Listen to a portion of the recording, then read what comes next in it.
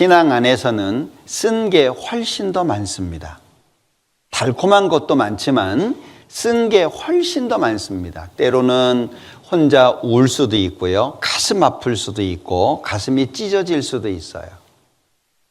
믿는다라고 하는 사람 때문에 상처받을 수도 있고요. 환경이나 건강 때문에 어려워질 수도 있어요. 신앙은 쓴 게 많아요. 아픈 게 많아요. 신앙생활이라고 하는 것 자체는 하나님과 나와의 관계가 제일 중요하죠. 십자가라고 하는 것이 세워져야 걸쳐지잖아요. 그러니까 하나님과 나와의 관계가 먼저고 그 관계가 이루어진 사람들끼리의 관계가 두 번째라는 거예요. 다시 말하면 형제 자매들하고 친하다고 하나님하고 친하냐? 그건 아니라는 거예요. 우리가 익숙하게 얼굴 알고 함께 모이고 구역도 같고 뭐 이러면 친숙해질 수 있죠. 그런데 형제 자매와 친하다고 하나님하고 친하냐? 그건 아니에요. 순서가 하나님과의 관계, 하나님하고 친한 것이 먼저고 그것이 된 사람들끼리의 친밀함. 그게 이제 십자가로 설명이 될 수 있는데, 그래서 자기 돌아본다. 이 사무엘하 16장에 보면 다윗이라고 하는 사람이 죄를 범하고 이제 아들 압살롬한테 쫓겨서 도망가는 장면이 나오잖아요. 그런데 거기에서 시므이라고 하는 사람이 티끌을 날리고 돌을 던지면서 다윗을 저주합니다. 다윗을 그 저주할 때 그 마음이 얼마나 어려웠겠어요. 응? 비루한 자여 가거라 가거라, 피 흘린 자, 너 죄 짓고 지금 이제 망하는 거야. 예? 한때 잘 나갔지 이제 넌 망했다. 그 저주를 받는 장면이 나오는데 이 아비새라고 하는 부하가 화가 났어요. 예? 아니 저 시므이가 감히 내 왕을 저주를 하다니. 그래서 이제 다윗한테 명령만 내리시면 내가 가서 죽이겠다. 그때 다윗이 한 말이 있어요. 요걸 좀 우리가 잘 배웠으면 좋겠어요. 한번 찾아볼까요? 사무엘하, 여기 표시해 두시고 시편은 사무엘하 16장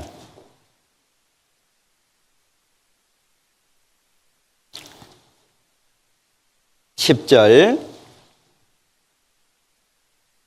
사무엘하 16장 10절, 구약 489쪽, 페이지 수는 한두 페이지 차이가 납니다.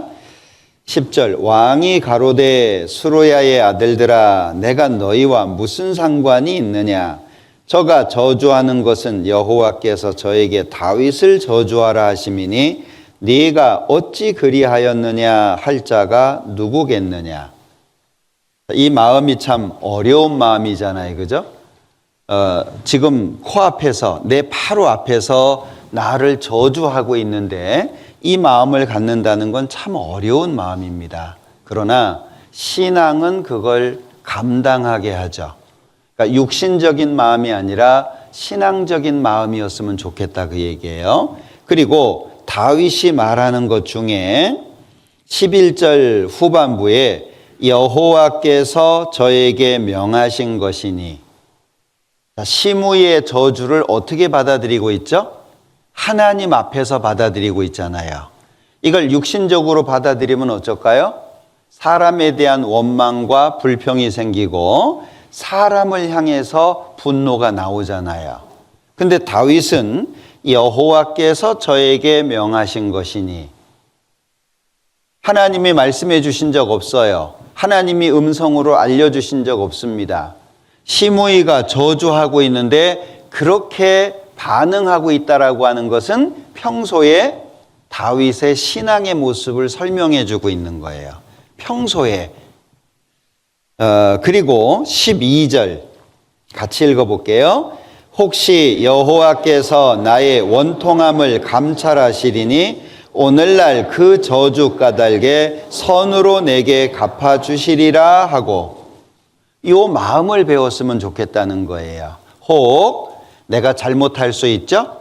그것으로 말미암아 어려움이 올 수 있어요. 그때 재수 없어서, 운이 나빠서, 왜 나는 이 모양이야? 이게 아니라 하나님 앞에 혹시 내가 비록 잘못했다라고 할지라도 하나님 앞에 순종하는 그 마음으로 말미암아 그것이 축복으로 바뀌어질 수 있다는 거잖아요. 자, 이 마음을 우리가 잘 배웠으면 좋겠다. 그래서 자기 돌아보기. 누구 때문에는 없어요. 다 자기 때문입니다. 자기가 잘못해서 생긴 일이고 자기가 잘못 선택하고 잘못된 길을 갔기 때문에 주어진 결과를 누구 때문이라고 생각을 하면 하나님이 보여지지 않아요. 그럼 결국에 누구 손해예요? 자기 손해예요, 자기. 그래서 자기 돌아보기, 마치 거울을 보고 자기 얼굴을 보는 것처럼 올 한 해는 상대방에게 대해서 내 마음을 쏟아놓는 것이 아니라 하나님 앞에서 내 마음을 쏟아놓는 그런 한 해가 됐으면 좋겠다 싶어서 여기 소식지 전면에다가 박스를 쳐서 그 내용을 정리해 놓은 겁니다. 그래서 소식지를 받을 때마다 또 필요하신 분들은 이 박스를 오려 가지고 성경에다 이렇게 딱 붙여 놓으시면 좋을 것 같아요. 계속 볼 수 있도록. 그렇게 하면 1년 뒤에 내 자신이 어떤 모습으로 바뀌어질지 또 내 마음이 지금과 다르게 어떻게 달라질지 몰라요. 사울이라고 하는 사람은 하나님을 도전했던 사람입니다. 그죠? 하나님을 너무 사랑했는데 예수님을 모르기 때문에 도전했던 사람이에요. 고백합니다.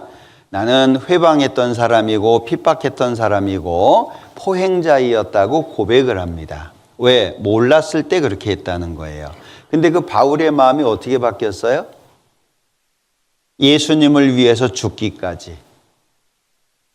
예수님 믿는 사람들을 잡아 죽이려고 했던 그가, 살기가 등등했던 그가 얼마나 열심히 있었는지 공문을 받아서 다메섹까지 가서 그 먼 지역에서 예수 믿는 사람들을 잡아오려고 공문까지 받았어요. 그랬던 이 사울이 바울이라고 바뀌어지게 되면서 예수님을 만났잖아요. 그러면서 예수 이름으로 핍박을 받고 죽기까지 그 길을 걸어갔어요. 그 마음을 누가 바꿔주셨을까요? 네, 하나님이. 그러면 내 마음을 하나님이 어떻게 바꿔주실지 몰라요. 하나님은 마태복음에 보면 3장에 이 돌들로도 아브라함 자손을 만드실 수 있는 분이에요.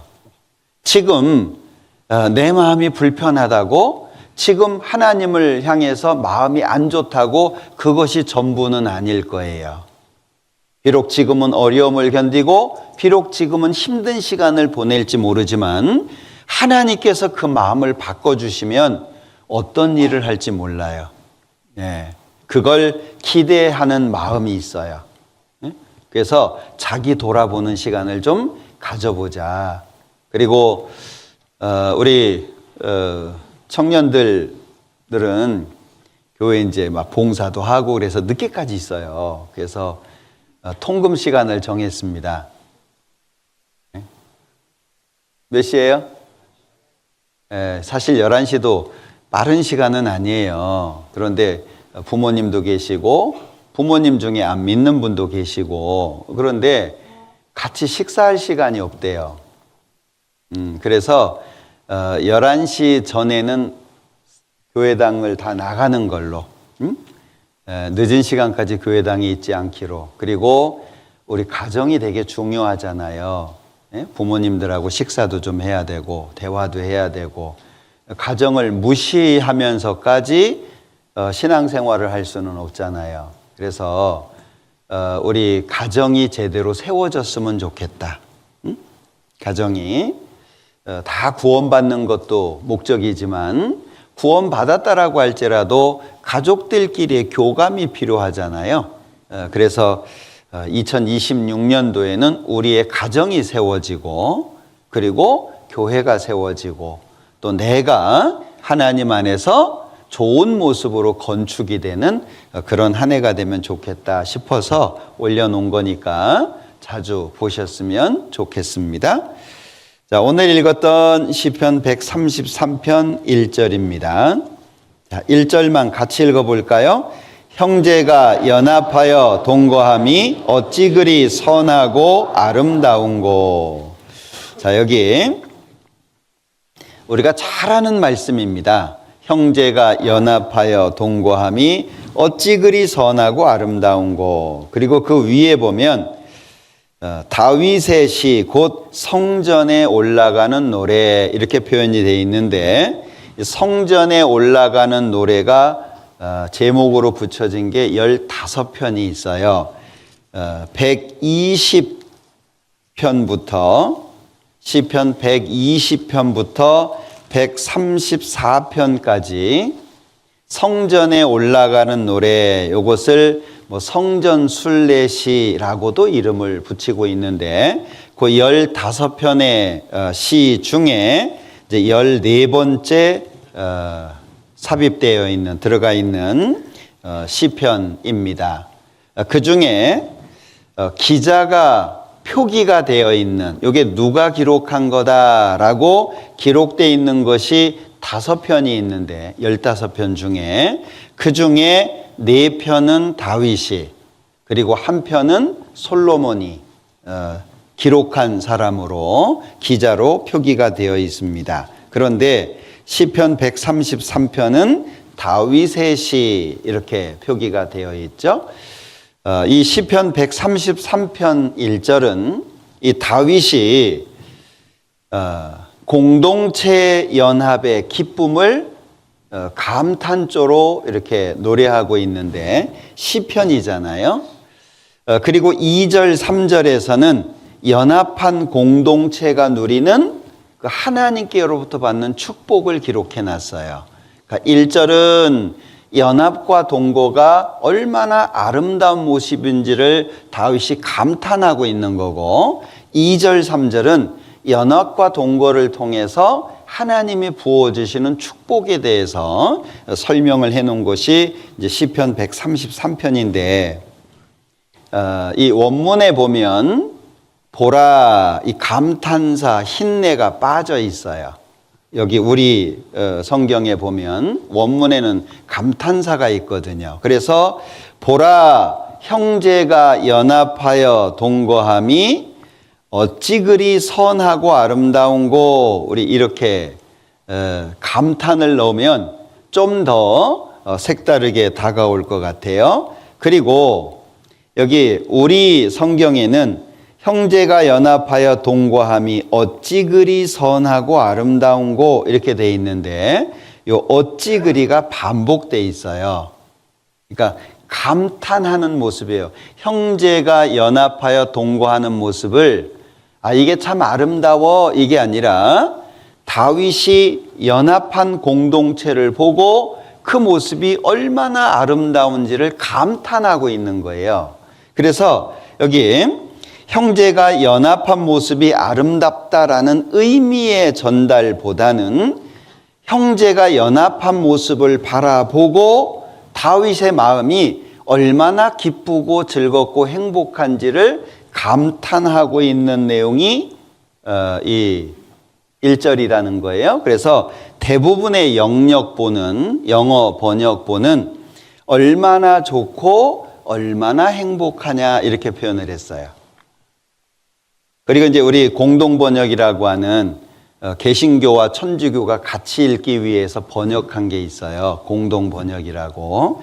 거기에 보면 이다지도 좋을까, 이렇게 즐거울까 이렇게 표현을 했어요. 그러니까 다윗이 바라보는 그 연합된 공동체의 모습이 너무 아름답고 멋진 것을 감탄하고 있는 거죠. 그게 이제 1절의 모습입니다. 그래서 1절에서는 감탄사고 2절, 3절에서는 연합과 동거를 통해 하나님이 주시는 축복을 이제 기록을 해 놓은 겁니다. 그래서 이 시편 133편은 1차적으로는 화해, 서로 이렇게 친밀해지고 뭔가 용서가 이루어지고 불편했던 것들이 사라지게 되고 이 화해와 일치의 아름다운 모습을 설명해 놓고 있고, 좀 더 나아가 보면 이 공동체 의식 속에서 성도의 교제가 얼마나 영광스러운 거냐.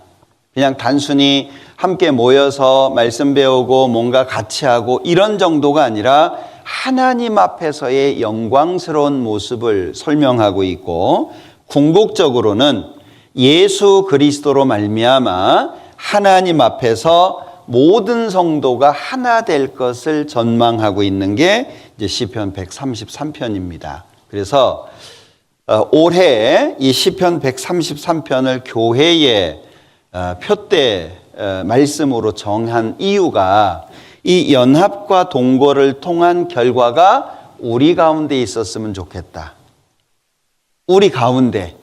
그러려면 이제 시작부터 제대로 해야 될 텐데, 에베소서 4장 3절에 보면 평안에 매는 줄로 성령의 하나 되게 하신 것을 힘써 지키라. 어떤 부분이 들어와요?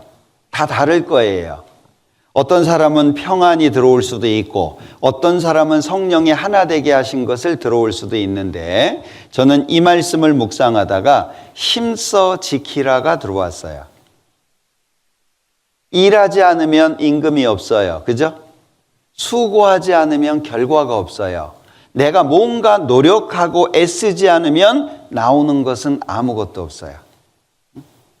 감나무 밑에서 떨어지기를 바라는 것은 어리석은 거잖아요. 그러니까 뭔가 내가 영생이라고 하는 결과, 하나님께서 영생이라고 하는 축복을 주실 텐데 그걸 얻기 위해서 내가 뭘 어떻게 해야 될 거냐, 이 부분을 구체적으로 개인적으로 설계할 필요가 있다는 거예요. 개인적으로.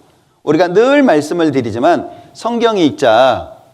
어떤 사람은 꼬박꼬박 읽는 사람이 있어요. 어떤 사람은 읽을 뿐 아니라 그 사실을 마음속에 담으려고 애쓰는 사람도 있어요. 응? 다양하겠죠. 나 읽었어. 읽었어요. 올리기도 하고요. 예. 그런데 문제는 읽었는데 정작 남는 게 없어요. 그럼 뭐예요? 어떤 사람은 콩나물 얘기하잖아요. 야, 콩나물 물 부으면 쑥 내려가고 물 부으면 쑥 내려가고 그런데도 자라지 않냐. 근데 잘 생각해 보세요. 흘러내려가기만 하나요? 그럼 안 자라요. 대부분 흘러내려가지만 필요한 만큼의 양을 흡수하는 거잖아요. 그러니까 성장하는 거예요. 그런데 콩나물이니까 읽다 보면 읽었는데 기억되는 거 하나 없이 주님 앞에 설 수도 있어요. 성경은 천독했어요. 하나님 앞에 설 때. 근데 기억나는 게 하나도 없네? 그럼 뭔가 좀 이상하지 않아요? 그러니까 읽는 것도 필요하지만 뭔가 내 마음속으로 옮겨 담으려고 애써야 된다는 거예요. 성경에 있는 것이 내 마음속에 담길 수 있도록 노력을 해야 되지 않겠어요? 그래야 결과라고 하는 것이 주어질 수 있다는 거예요. 힘써 지키라.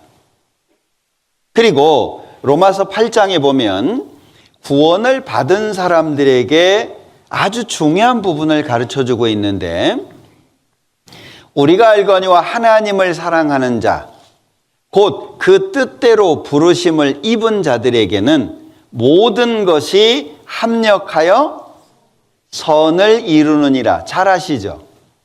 모든 것이 합력하여 선을 이루느니라. 두 부분이에요. 선을 이루느니라. 누가 해요? 우리가 해요? 그건 하나님이 하시는 거예요. 선을 이루느니라. 그건 하나님이 하세요. 그럼 우리가 해야 될 건 뭐예요? 예, 모든 것이 합력하여 선을 이루는 거잖아요. 그럼 우리가 해야 될 일은 합력하는 거예요. 자, 그러면 내가 어떻게 합력할까? 아, 이게 교회 안에서는 합력해서 선을 이루는구나 알고 끝나는 게 아니라, 그럼 내가 합력하기 위해서 내가 뭘 해야 되지? 구체적으로 실행 계획이 세워져야 되잖아요. 자, 1년 어떻게 살까? 아, 요런 걸 위해서 살아야 되겠네. 구체적으로 요렇게 해야 되겠다. 그럼 시간이 지나면서 되는 것도 있고 안 되는 것도 있잖아요. 그럼 왜 안 됐지? 아, 요것 때문에 안 됐구나. 수정해야 되잖아요. 그렇게 1년을 가는 거예요. 그런데 1월 달에 표대 말씀 정했어요. 2월 달에 까먹고 12월 달에 기억이 안 나요. 분명히 표대 말씀을 정했는데, 그거 왜 그러죠? 구체적인 실행 계획을 가지고 실천하지 않았다는 거예요. 표대만 세우고. 그러면 세운 의미가 없어요. 자, 그런가 하면 빌립보서 1장 5절에 보면 첫날부터 이제까지 복음에서 너희가 교제함을 인함이라. 첫날부터 이제까지. 그러면 구원 받을 때부터 시작해서 오늘까지 연속성이죠. 이어지고 있다는 거예요. 그냥 한 번 잘하고 한때 잘하고 이것이 아니라 계속 이어지는 삶이 필요하다라고 하는 거예요. 어디에서? 복음에서. 그러면 첫날부터 이제까지 복음에서 너희가 교제한다. 구체적인 지침이잖아요. 구원 받은 사람은 이제까지, 주님 오시는 날까지 어디에서? 복음에서.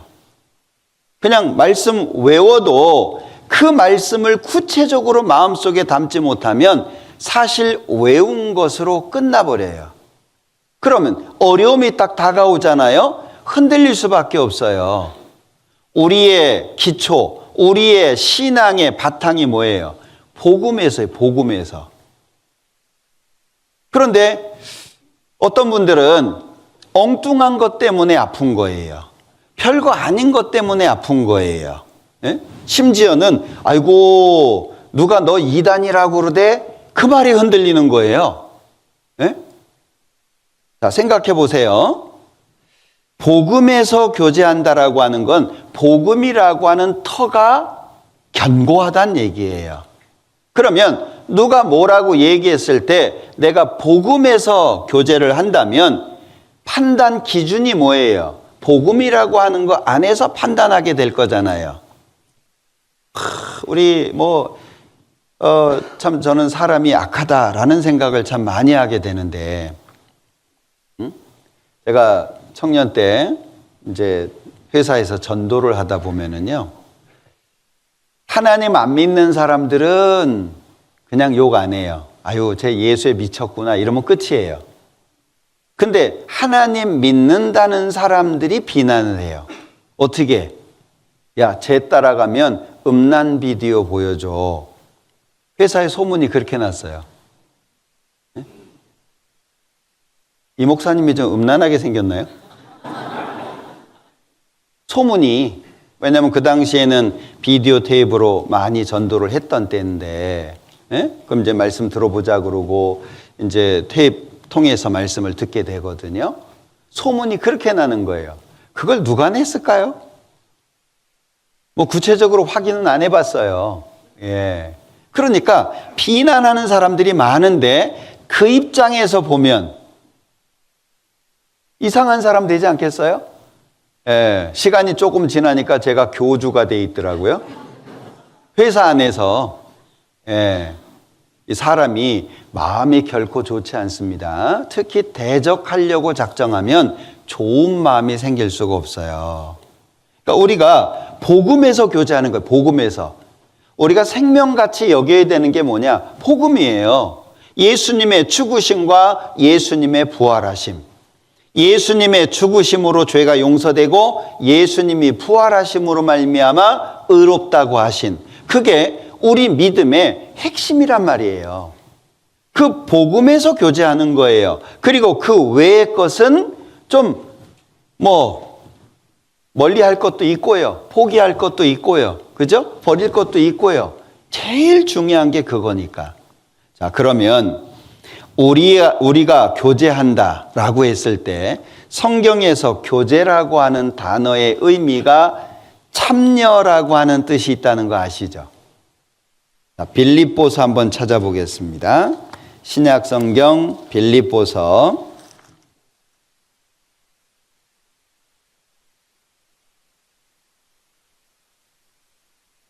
자, 빌립보서 3장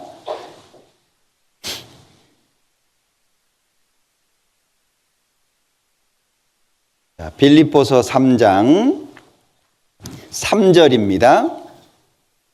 하나님의 성령으로 봉사하며 그리스도 예수로 자랑하고 그랬을 때 예수로 옆에 1번이라고 돼 있죠. 나나주에 보면 혹 안에서, 그럼 예수로 자랑한다. 그건 무슨 뜻이에요? 예수 안에서 자랑한다, 그 뜻이라는 얘기잖아요. 예? 자, 그런가 하면 여기 이제 바울 사도가 자신의 믿음을 고백하는 게 9절인데 그 안에서 발견되려 하매니 내가 가진 의는 율법에서 난 것이 아니요 오직 그리스도를 믿음으로 말미암은 것이니 곧 믿음으로 하나님께로서 난 의라. 자신이 가지고 있는 믿음의 근본을 고백하고 있는 거잖아요. 율법이 아니라 예수를 믿음으로 말미암아 하나님께로부터 얻은 거다라고 하는 걸 고백하면서 자 10절에 내가 그리스도와 그 부활의 권능과 그 고난의 참예함을 알려하여 그의 죽으심을 본받아. 여기 참예라고 했는데 지금은 참여라고 씁니다. 이게 우리가 보고 있는 이 개역 성경은 구어체잖아요. 오래전에 번역한 것이기 때문에 지금은 참예라고 안 쓰고 참여라고 써요. 그러면 참예 2번이라고 돼 있고 밑에 보면 뭐라고 돼 있죠? 나나주에 교제. 그럼 교제라고 하는 말이 뭐예요? 우리 교제합시다. 교제가 있어요. 이 교제라고 하는 말에 뜻 속에 참여라고 하는 의미가 담겨 있는 거예요. 교제하려면 혼자 해요? 벽 쳐다보고 야 우리 교제해야 되겠네. 벽 쳐다보고 그건 이상한 거잖아요. 그럼 교제하려면 대상이 필요해요. 그래서 교회는 두세 사람이 내 이름으로 모인 곳에 교회의 최소 단위가 두 사람 이상인 거잖아요. 그러니까 교제는 참여라는 말이고 참여라고 하는 말을 좀 더 확대하면 연합이에요. 그러면 형제가 연합하여 왜 연합을 해요? 그 연합이라고 하는 것을 좀 분석해 보면 참여가 있고 교제가 그 안에 있는 거예요. 그럼 연합이 되기 위해서는 혼자서는 안 된다는 거예요. 그러면 형제가 연합하여 라고 했을 때 아모스 3장에 보면 두 사람이 의합지 못하고야 어찌 길을 동행할 수 있겠냐. 길을 가는데 마음이 영 틀려요. 우리 예전에 전도집회 때 할머니 할아버지 인터뷰한 거 기억나시나요? 예, 다시 태어나신다면 지금 할머니랑 할아버지랑 같이 사시겠어요? 그 인터뷰한 거 있었잖아요. 그 중에 전라도 할머니 말 기억나요? 예. 예? 안 산다고. 왜 안 살아요? 마음이 기억 안 나시나? 그 할머니 대사. 마음이 획 틀리대요. 마음이 조금 틀린 게 아니고 획 틀린대. 그래서 이 양반이 이 골짜기로 가면 나는 저 골짜기로 갈 거라고. 왜 두 사람이 같이 못 가요? 마음이 안 맞으니까, 마음이. 그러니까 우리는 복음이라고 하는 예수님이라고 하는 중심이 통일되지 않으면 같이 못 간다는 거예요. 그러니까 믿는 것과 아는 일이 같아야 되는 거예요. 같은 거. 그냥 사람이 좋아서 뭐 밥맛이 좋아가지고 아이고 교회밥은 맛있어. 그래가지고 모이는 게 아니잖아요. 우리는 복음이라고 하는 예수님을 가장 소중하게 생각하는 것 때문에 연합, 교제가 바로 그걸 설명한다는 거예요. 그러면 우리의 마음은 다 다르죠. 교회 나오고 있지만 다 다르잖아요. 그죠? 10인 10색이라 그래요. 응? 제가 욕하는 게 아니에요. 10인 10색. 예. 10사람이 모이면 색깔이 10개라는 거예요. 다 달라요. 근데 우리가 한 350명, 400명 모여요. 그러면 얼마나 마음이 많겠어요. 2사람이 모이면 3가지 생각이 나오고, 3사람이 모이면 5가지 생각이 나오고, 모일수록 생각하는 게 다 다르잖아요. 입장이 다 다르고, 결국에 살아온 환경이나 여건이 달라요. 그죠? 배움의 차이가 있어요. 경험의 차이가 있어요. 삶의 질이 달라요. 어떻게 하나가 되죠? 하나 되기 어려워요. 이 많은 사람들이 모여가지고 하나가 되려면 방법은 뭐예요? 복음에서요, 복음에서. 그것 때문에 하나가 되는 것이고 그 안에서 하나가 돼요. 그럼 삶의 방향이나 목표는 복음에서잖아요. 그것 때문에 하나가 되는 거예요. 예? 뭐 이 사람이 마음에 들고 이 사람이 잘해주고 광주 서부교회는 다 착해. 막 얼굴 보면 다 천사 같아. 좋은 얘기죠. 근데 그것 때문에 하나 되는 게 아니에요. 우리가 하나 되는 것은 목적 자체가 복음이에요, 복음. 복음이 빠지죠? 그럼 우리는 그냥 모임이에요. 그냥 단체예요. 교회라고 볼 수 없어요. 그러니까 교회는 안으로는 사랑하고 밖으로는 복음을 전하는 거잖아요. 근데 복음을 전하는 것도 중요하지만 전할 수 있는 힘을 어디에서 얻어요? 안에서 얻어요, 안에서. 안에서 못 얻으면 밖으로 안 나와요. 자, 성경 안 읽어요. 교회 잘 안 나와요. 주변 사람한테 그리스도인이라고 말 들을 수 있어요? 왜요? 힘이 없으니까. 제가 놀라운 사실을 하나 알았던 적이 있어요. 제가 예전에 새 차를 한번 산 적이 있어요. 꽤 오래전이에요. 한 달도 안 됐는데 가다가 섰어요, 교회 앞에서. 그래서 야, 이게 몇만 대 중에 한 대가 이런 차가 나온다는데 그게 나한테 걸렸냐. 그래가지고 제가 이제 차를 잘 하시는 분한테 부탁을 했어요. 갑자기 섰다. 예? 아무것도 문제가 없었는 것 같은데 와서 이렇게 막 체크했어요. 그러니 절 쳐다보더니 기름 떨어졌어요. 그때 알았어요. 야, 새 차도 기름 떨어지니까 서는구나. 예? 새 차라고 기름 없으면 가요? 아니에요. 왜 밖으로 안 나와요? 왜 주를 위해서 살 수 있는 모습이 안 나와요? 힘이 없는 거예요, 힘이. 그 힘이 어디에서 나와요? 예, 교제를 통해서. 연합을 통해서. 그러니까 형제가 연합하여, 이건 영생을 결과로 하는 출발이라는 거예요.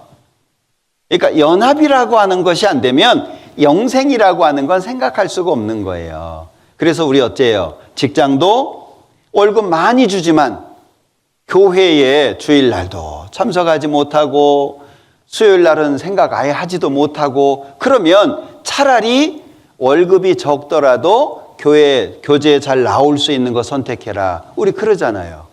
왜요? 먹고 사는 것은요, 좀 줄이면 돼요. 큰 차 안 사고 작은 차 사면 돼요. 그죠? 예, 새 차 안 사고 중고차 사면 돼요. 맞춰 살면 되니까. 그런데 교제가 안 되면, 참여가 안 되면 나를 통해서 하나님의 역사가 안 나타나잖아요. 그러면 어리석은 부자에게 하신 예수님의 비유 아시죠? 농사를 지었는데 너무 잘 됐어요. 누가 보면 12장에 너무 잘 됐단 말이에요. 창고가 적으니까 창고를 헐었어요.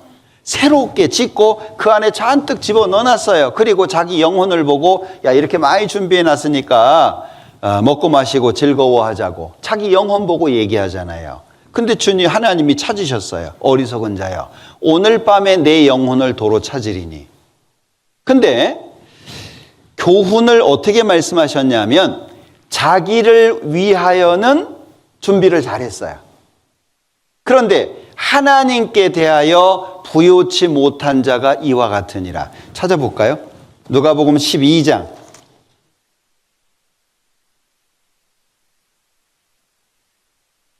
자, 누가복음 12장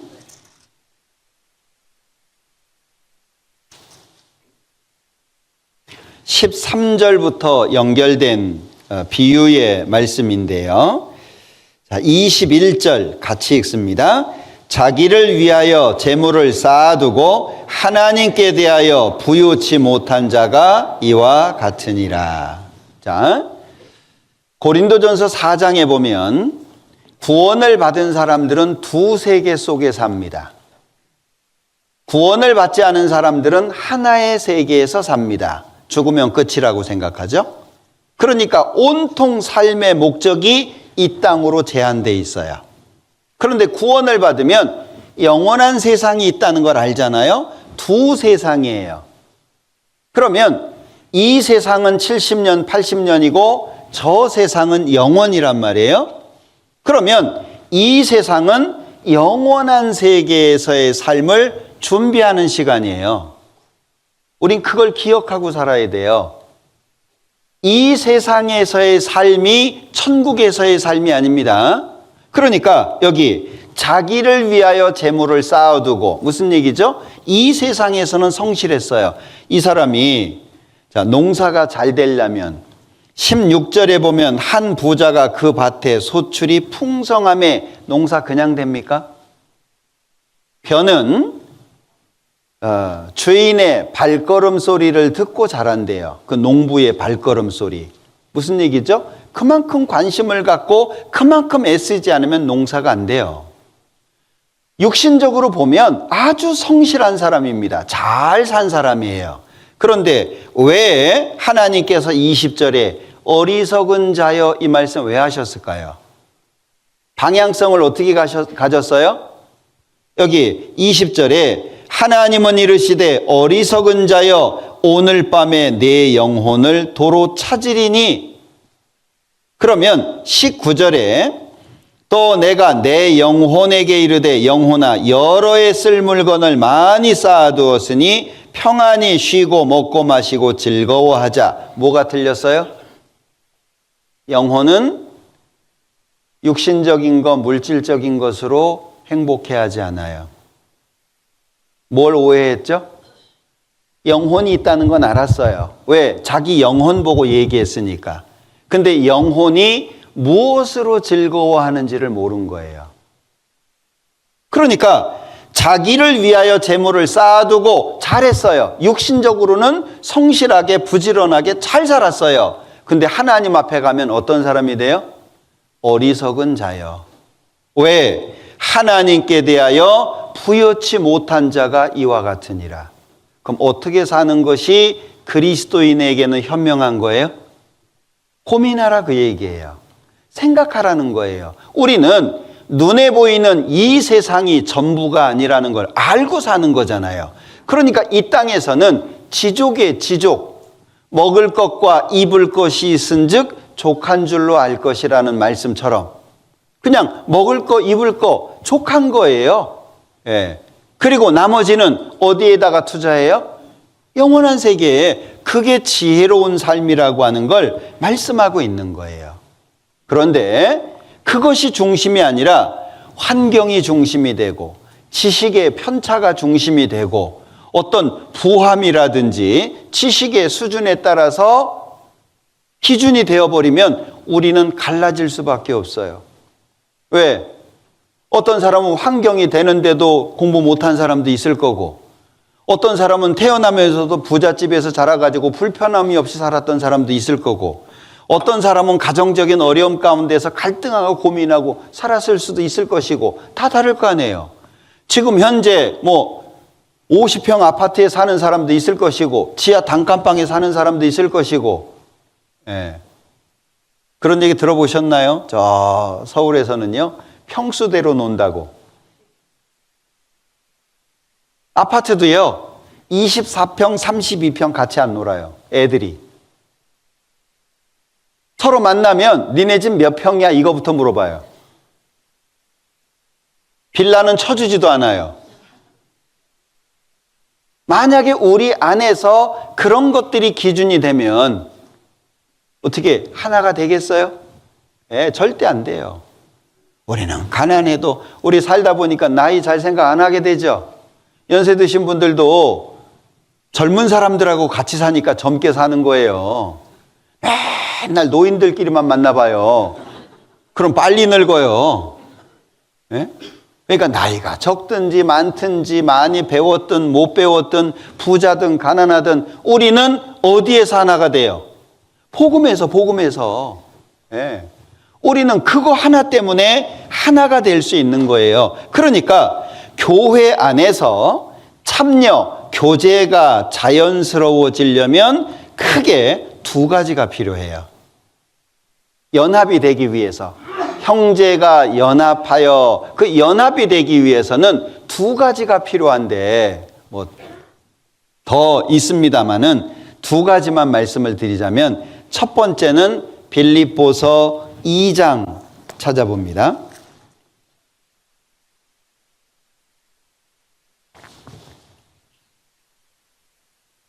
빌립보서 2장 10절 하늘에 있는 자들과 땅에 있는 자들과 땅 아래에 있는 자들로 모든 무릎을 예수의 이름에 꿇게 하시고 모든 입으로 예수 그리스도를 주라 시인하여 하나님 아버지께 영광을 돌리게 하셨느니라. 입에 달면 삼키고 입에 쓰면 뱉는다 이 말 있잖아요. 신앙 안에서는 쓴 게 훨씬 더 많습니다. 달콤한 것도 많지만 쓴 게 훨씬 더 많습니다. 때로는 혼자 울 수도 있고요. 가슴 아플 수도 있고 가슴이 찢어질 수도 있어요. 믿는다라고 하는 사람 때문에 상처받을 수도 있고요. 환경이나 건강 때문에 어려워질 수도 있어요.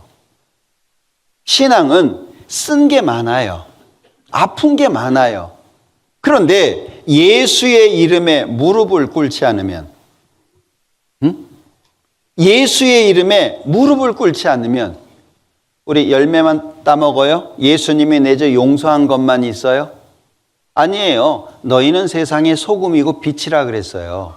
소금은 녹아야 맛이 나요. 희생이에요, 기본적으로. 희생해요? 빛이라. 그 당시의 빛은 기름을 가지고 이 심지를 연결해 가지고 불을 켜는 거예요. 등잔 아시죠? 네? 그러니까 기름도 있어야 되고 심지도 있어야 돼요. 그런데 결국에 심지가 타들어가잖아요. 나중엔 교체해 줘야 돼요.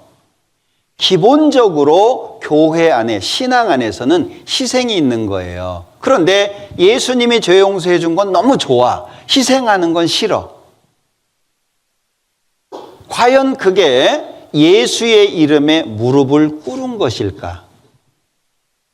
여기 예수의 이름에 무릎을 꿇어야 되고요. 그 다음에 11절에 모든 입으로 예수 그리스도를 주라 시인하여. 여기 주라고 하는 단어는 한자적으로는 주인 주자를 썼습니다. 그런데 이 단어는 존재하는 모든 것 가운데 비교 불가 최상층이에요. 용어 자체가 존재하는 모든 것 가운데 비교 불가 최상층이에요. 우리 사극 같은 데 보면 왕이 행차합니다. 백성들 어쩌든가요? 다 엎드립니다. 성경이 기록된 시기가 가장 최근 것이 1900년 전이에요. 그럼 그 당시에 주라고 하는 개념과 지금 우리 시대의 주라는 개념이 같아요? 달라요. 그 당시의 주는 절대적이에요. 근데 지금의 주는 상대적이 돼버렸어요. 그러니까 신앙도 자기가 마음에 드는 건 해, 마음에 안 드는 건 거부하고 신앙 생활 자체가 안 되는 거예요. 잘못하면 취미 생활이 될 수 있다는 걸 기억하셔야 돼요. 그러니까 여기 모든 입으로 예수 그리스도를 주라 시인하여 하나님 아버지께 영광을 돌리게. 그럼 하나님 아버지께 영광이 되려면 앞에 선행되는 게 있다는 얘기죠. 그냥 영광을 돌리는 것만 생각하는 게 아니라 영광을 돌리기 위해서 뭘 해야 되냐. 우리 자매님들, 형제님들한테 존대하시나요? 응? 자매님들, 형제들한테 존대해요? 존대 안 하시는 분들은 예수님한테 반말한다고 생각하시면 돼요. 응? 왜? 질서잖아요, 질서. 그거 하나 순종 못하면서 무슨 신앙생활을 하겠다고. 예? 이런 얘기하면은요, 그러더라고요. 존대할 만한 걸 해야 존대를 해주지. 그것도 맞는 말이긴 해요. 예? 그러니까 형제들도요, 가장으로서의 무게감을 좀 가지면 좋겠어요. 예? 신앙적으로도 좀 듬직하게. 뭔가 가족들이 어려운 걸 얘기하면 성경적으로 딱 설명해 줄 수 있고 말이죠. 예. 그 신앙적인 기둥이 되는 것도 좋잖아요. 성격도 좀 고치고. 예? 이 부부 사이에 대화가 안 되잖아요. 예. 아내가 한마디 하면 샤 그러고 그냥.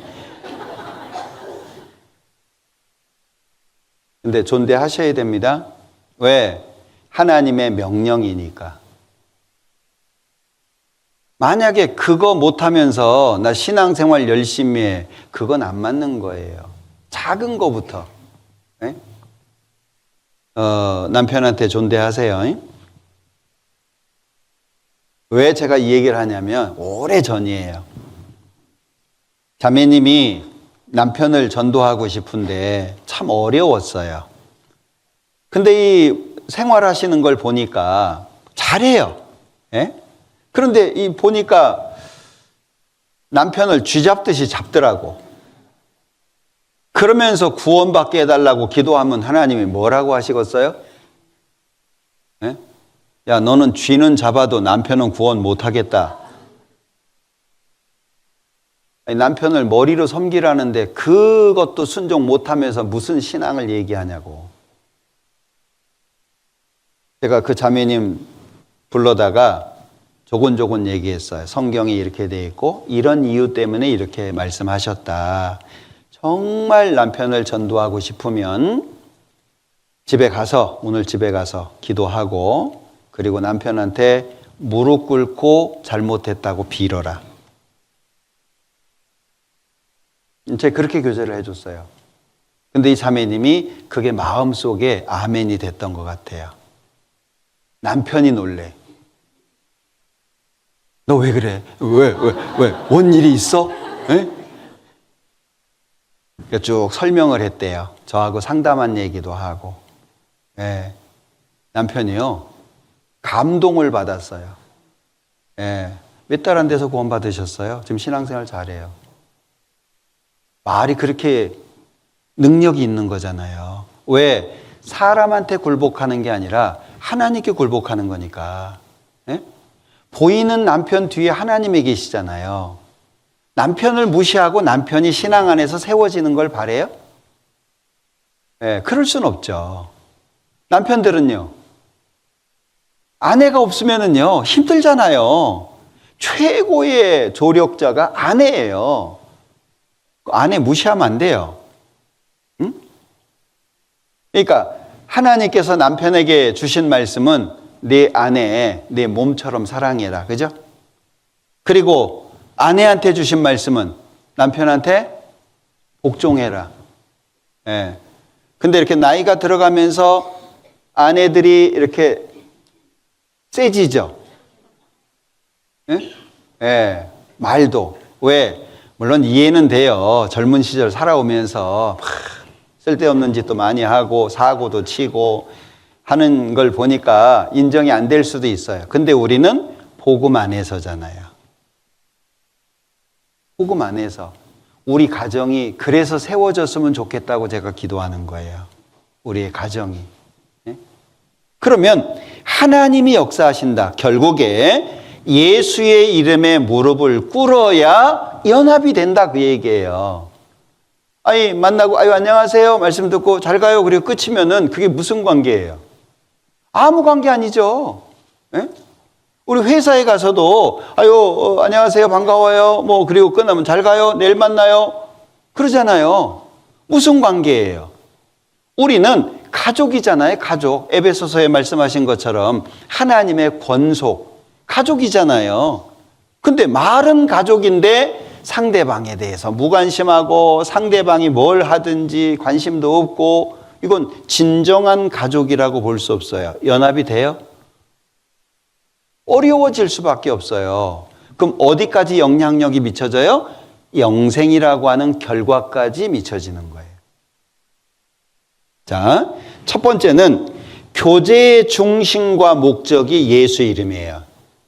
그러면 내가 무릎을 꿇어야 돼요. 그래서 고린도후서 1장에서 우리는 예를 배워야 돼요. 예. 인격적인 게 아니에요.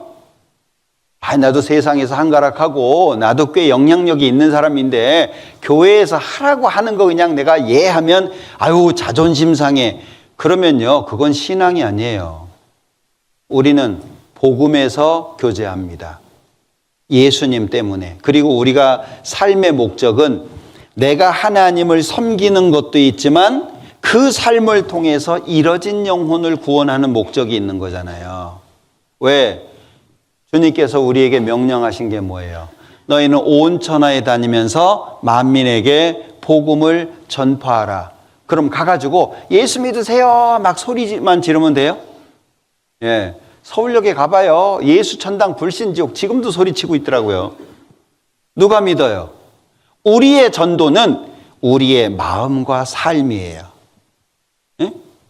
내가 예수님을 닮아가고 예수님 따라가고 생활 속에서 하나님 따라가는 삶을 통해서 전도하는 거예요. 집안에 들어가면 남편과 아내가 찌그락찌그락 싸우고 막 잔 날라가고 그냥 그러면서 예수 믿으세요. 돼요? 내가 먼저 예수님을 따라가는 삶을 살아야지. 예수님 믿는 삶을 내 마음으로부터 살아가야지. 고쳐야 될 거 고치고 바꿔야 될 거 바꾸고 그런 삶을 살아가면서 예수 믿으세요. 그러면 내 생활과 마음을 통해서 하나님께서 역사하시잖아요. 그러면 기회가 되는 거예요. 예? 어떤 분 상담을 했대요. 안 믿어지는 거예요. 상담을 했는데. 그런데 끝까지 못 알아들으니까 이분이 일어나서 가려고 나가는데 그 뒤에다가 상담하시는 분이 한마디 더 했대요. 나갈 때 옷에 발에 먼지까지 떨어버리라고 하는 말씀이 있다고. 그거 뭐예요? 하나님의 은혜 가운데에서요 완전히 제외되는 거예요.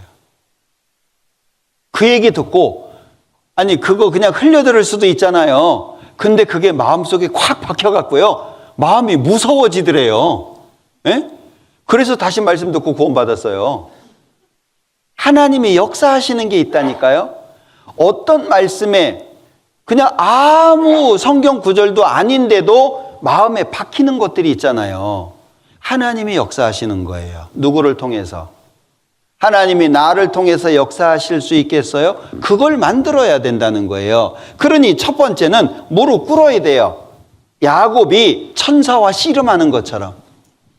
창세기 32장에 보면 야곱이 자기 형을 만나기가 너무 두려웠잖아요. 왜? 한 400명 끌고 오네. 에서가 자기 부하들 한 400명 끌고 오는 거예요. 그 에서를 만나야 돼, 야곱이요. 근데 왜 무서웠어요? 장자의 명분, 장자의 축복 다 가르쳤잖아요. 가르치니까 야, 형이 나를 죽이려고 했었는데 다시 만날 때 어떻게 할까? 그래서 꾀를 내잖아요. 때를 나누어요. 선물을 준비했어요. 한 때, 두 때, 세 때. 왜요? 마음 녹이려고. 예? 자, 이게 뭐냐? 아유, 우리 주인 야곱인데, 야곱 재산인데, 형님 만나는데 선물로 준비한 거라고. 한때 만나. 틈 벌려놓고 또 만나. 두 번째, 세 번째. 마음이 누그러질 거 아니에요. 얼마나 머리를 썼어요? 근데도 이제 야복강 다 넘겨놓고 넘어가게 해놓고 혼자서 안심이 안 되는 거예요. 고민하고 있는데 천사가 와가지고 씨름하네. 씨름을 하는데 이제 날이 밝아오니까 천사가 야, 나 가야 될 때 됐으니까 내 손 놔라. 나 좀 놔줘라. 야곱이 뭐라 그래요? 당신이 나에게 축복하지 않고서는 내가 놓지 않겠다고. 예? 네 이름이 뭐냐? 야곱입니다. 이제부터는 야곱이라고 하지 말고 이스라엘이라고 해라. 그리고 나서 야곱이 야복강 나루를 넘어와요. 그래도 안심이 안 돼가지고 제일 앞에 그 자식들도 자기가 좋아하는 라헬 자식이 있고 자기가 어쩔 수 없이 살게 된 레아 자식들도 있고 그리고 그 첩의 자식들도 있잖아요. 예? 그러니까 라헬과 라헬 자녀들은 맨 뒤에. 얼마나 머리가 좋은 사람이에요. 그래도 참 다행스러운 것은 제일 앞에 자기가 섰어요. 예. 그리고 형을 만나잖아요. 그런데 천사와 씨름하는 가운데에서 안 노니까 환도뼈를 쳤어요. 환도 아시죠? 예. 환도뼈가 위골됐다니까요.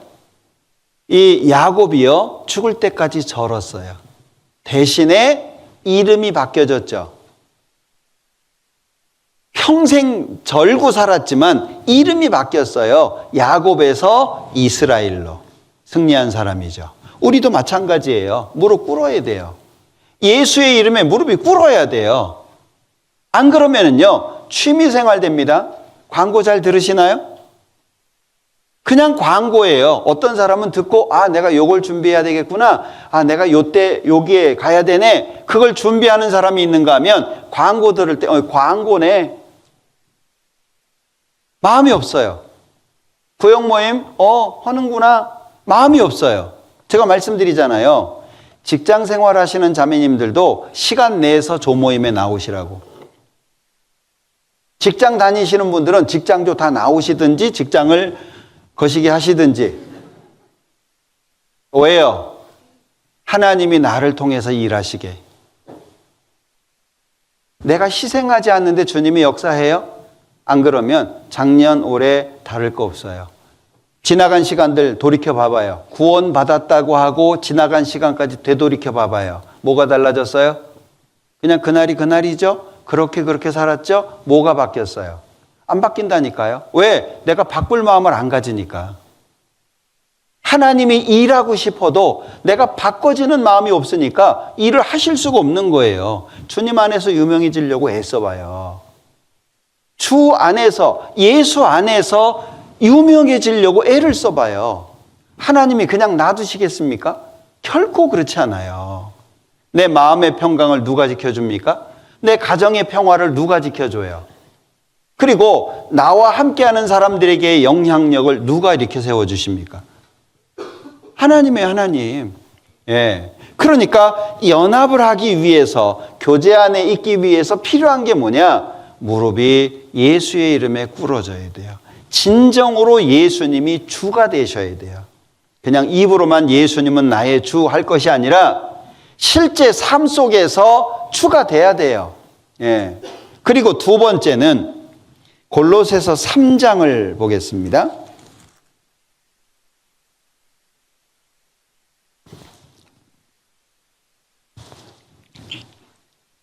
골로새서 3장 10절. 새 사람을 입었으니 이는 자기를 창조하신 자의 형상을 조차 지식에까지 새롭게 하심을 받는 자니라. 거기는 헬라인과 유대인이나 할례당과 무할례당이나 야인이나 수구디아인이나 종이나 자유인이 분별이 있을 수 없나니 오직 그리스도는 만유시요 만유 안에 계시니라. 두 번째는 삶의 중심과 목적이 예수님으로 바뀌어야 돼요. 뭘 위해 사냐? 무엇을 위해서 사냐? 예수님. 예수 그리스도로 삶의 목적과 중심이 바뀌어야 돼요. 일락을 좋아하는 자는 살았으나 죽었다. 왜요? 요즘에 즐거움을 줄 수 있는 거리들이 많잖아요. 왜 주님께 못 나가요? 세상이 좋으니까. 응? 세상이 너무 좋으니까 주님한테 못 가는 거예요. 제가 외국에 이렇게 다녀보면 외국에서의 생활을 경험하신 분들은 한국에서 살기가 어려워요. 왜요? 서울 맛 본 청년들은요, 기어코 서울 가려고 그래요. 서울에서 살렵니다. 왜요? 볼거리도 많죠. 그리고 누릴 것도 많죠. 할 거 정말 많거든요. 예. 그러니까 막 어렵게 살면서도요, 안 떠나려고 그래요. 그래서 서울에 있는 교회들, 이 지방에 있는 형제들과 이렇게 소개시켜 주잖아요. 안 해요, 결혼을. 차라리 혼자 살더라도 서울에서 살란다. 막 서울 떠나면 죽는 줄 알아요. 언제 자기를 죽일 거예요? 삶이라고 하는 것이 예수님이 핑계가 되면 안 돼요. 삶의 중심이나 목적이 예수님이 돼야 되지 예수님이 핑계거리가 되면 안 된다고요. 그런데 지금 우리의 삶을 보면, 자 봐요. 유대인은 표적을 구해요. 헬라인은 지혜를 찾아요. 우린 뭐가 중요해요? 자, 여기 고린도전서 1장 찾아봅니다.